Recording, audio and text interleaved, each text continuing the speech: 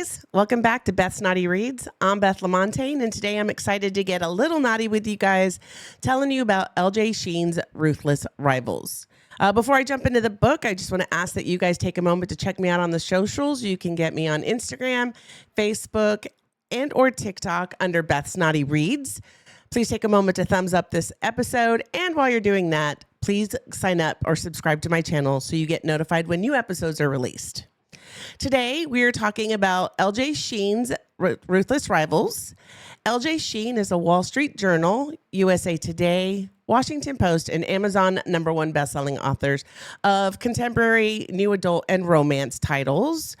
She likes to write about unapologetic alpha males and the women that can bring them to their knees. As I said, we're talking about Ruthless Rivals. This is the first book in the Cruel Castaway Series. This is a second chance, enemy to lover, revenge/forbidden romance. This is what's kind of cool is you get to meet all three main male characters in this book. So one's in this one, and then the other two are in the next two books. So that's kind of exciting to meet them early on. Speaking of the characters, the two main character in this book is Araya Roth. Also, the male character is Nicky, also known as Christian Miller. Araya is a successful publicist who owns her own publishing company. She owns it with her bestie. They've been best friends since like 5th grade. She's a dutiful, that's really hard to say, dutiful daughter who's naively loyal to her father. Her mother is basically an absentee mother. She lost her twin passed away from SIDS when they were very, very little, and her mom's been emotionally empty ever since. So that has really scarred her and kind of directed the way she's lived her life. Nicky, or Christian Miller, like I mentioned, he grew up on the wrong side of the track. He's the cleaning lady's son, and everybody, especially the Roth household, makes him feel worthless. They quite often say he's not worth dirt, and so he should stay away from their daughter, and if they ever catch him with her, they will hurt him. Because of everything that he's gone through in his life, he built a career as a powerful lawyer, fueled by the desire to rise above his poor status. So he was really a little bitter and decided he was going to get even with everybody by becoming successful and rich on his own. So when we first opened the book, Nicky and Araya are childhood best friends. Nicky constantly, like I said, is warned to stay away from her, but he just can't. They spend every summer, every day of the last 3 summers together. They adore each other, and they have feelings that go beyond friendship. And then one day, Araya is tired of waiting for Nicky to make a move, so she kind of dares him to kiss her, and she uses this idea she has that she's going to try out for the drama team, and she wants to reenact a scene from this book as the book that she's reading. It takes a bit of cajoling and talking him into it, but they finally get their first kiss, and no sooner than he kisses her, tells her he's beautiful, and kisses her again, they get busted by her dad, and literally all hell breaks loose. He basically Mr. Roth kicks Nicky's ass. After that, he's just gone. Araya never hears or sees from Nicky again, and this has really left her heartbroken. Then we fast forward 10 years later, and Araya is still very close to her father. It did take her a little while to forgive him for what she did, but because she only has the one parent, she decided she would forgive him. She learns in this opening that her father is in trouble and has been slapped with a sexual harassment lawsuit. Araya knows in her heart of hearts that her dad is innocent and wants to show support for her dad. So she ends up being his publicist. So she's trying to get, as this is making the news, she's trying to help build his character, his reputation. And she also decides to show up for their mediation session where she meets Christian. And immediately she feels this opportunity, or she feels like she knows him from somewhere. And Christian, the only thing he can see, he knows who she is, but he really feels this is an opportunity for his chance to get revenge on the Roth family, including her. So he'll stop at nothing to ruin her dad and her with him. And she'll do whatever it takes to help her dad clear his name. Thus begins the rivalry between the two professionals. The tension is high. Christian is both her enemy in the case and someone from her past. There's obviously attraction, resentment, and confusion because she knows him from somewhere and she can't understand why she feels so comfortable around him early on.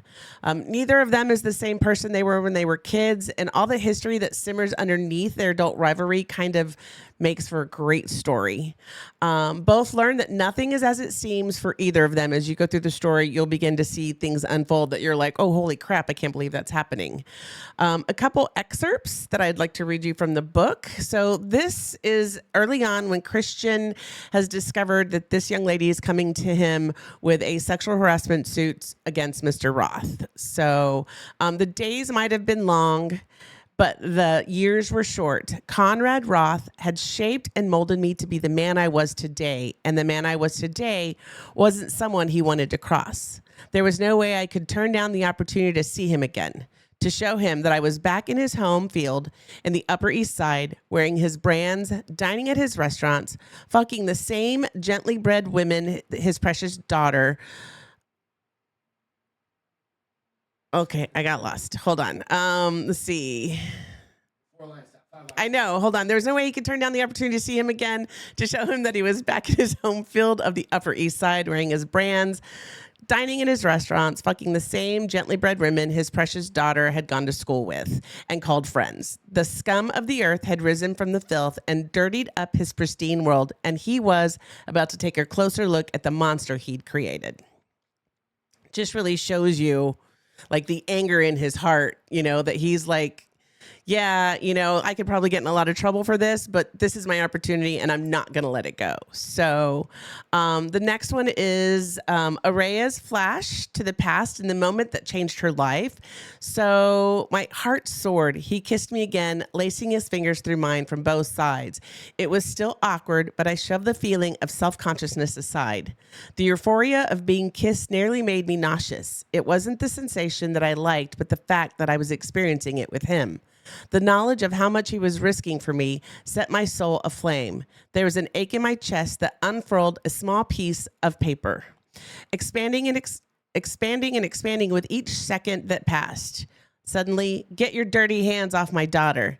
The next few things happened fast. 1 second, Nicky's body was pressed against mine, and the next, he was on the floor, huddled in the nest of thick, hardcover books, my father's figure crouching above him, fisting the collar of his shirt.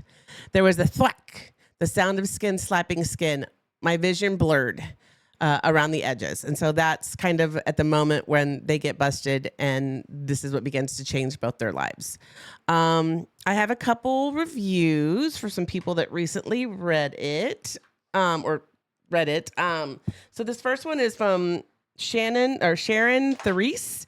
She said it's mind-blowing. She said, that there are pressing items on your agenda. We've all been there, right? And all you want to do is go back into the book you had to put down. That was me. What a magnificent character-driven plot. Sheen has offered her readers. The ebbing and flow suspense that felt like a clock ticking kept me invested from the beginning to the end. Ruthless Rivals is nothing less than mind-blowing. It's Sheen at her very best. Her storytelling reminiscent of the Sinner of Saint series with a unique difference. We have another one from Samantha. She says, incredible. LJ is a favorite all-time author for me. I've devoured every book she's written. When she announces a new series, I was so excited. The characters starting off these series are Christian and Araya. This couple, smoking hot. I was captivated from the first page. What begins as a sweet childhood friends to crush turns into some life-altering consequences. This is a slow burn read, and I loved every minute. The angst was incredible. The push and pull between Christian and Araya was chef's kiss. The banter, hilarious. I was rooting for them the whole time. I was also waiting for the other shoe to drop, and man, that Red Bottom Hill dropped from a New York skyscraper. You'll get that when you read the book. So Eden says, great audiobook. I never read anything by this author before, but I've heard really good things. So I grabbed this one to listen to and see if she's a good fit for me as a reader. Proud to say I enjoyed it. I loved how the character developed, and you get to see where they came from in the chapters on the past. You get to see and hear things that make them relatable, and you invest in them. So those are some reviews, which I really agreed with all three of what they had to say. I have not read The Sinner of Saints. It sounds like I'm going to Good gravy, I'm having some issues. Sounds like I'm going to have to get that on Kindle Unlimited and check it out. I would say for my review, I gave this a spice rating of 4 jalapenos. It is a little slow, but a little bit of a slow burn, I should say. But when they do get together, it's fucking sexy. That's all I could say. It is a 5-star story rating. I really enjoyed the story. You guys, it grabbed me. I read it in 2 days. I couldn't put it down. I couldn't let it go. Like when I wasn't reading it, I was thinking about it. It gives you all the feels. I mean, there were days that I felt anxious, then I'd feel sad, and then I'd get angry. And I really began to empathize with both characters. It gave vibes of angsty and drama with heavy family baggage, betrayal and secrets. It's high tension banter as they clash as much as they spark. Steamy payoff as the enemies to lover fire fuels the spice. Emotionally gripping as underneath the rivalry is a story about forgiveness and breaking cycles. So if you have some time, is a super easy read. I think it was probably right around 7 hours is what I think it tracks in at. I'll also say that this has a free Audible. So if you download it on Kindle Unlimited, you also get the Audible for free. So you can either listen to it or listen and read. I know some people like to do that. I'll also encourage you to go out and check LJ's social media accounts. You can find her on Instagram and TikTok as author LJ Sheen and on Facebook just as LJ Sheen. Go out and give her a follow as well as check out what she's got coming up. I know she has a new book that's coming out in November that looks pretty spicy and sexy. So you can check that out on her socials. I'll also say go check out The Bar's Open with Beth and Greg. This is a podcast I do with my husband. We can get a bit obnoxious and silly, but we do always have a damn good time. So I hope you'll take some time to check it out and join us. Thanks so much for your time and have a great rest of the week. Bye.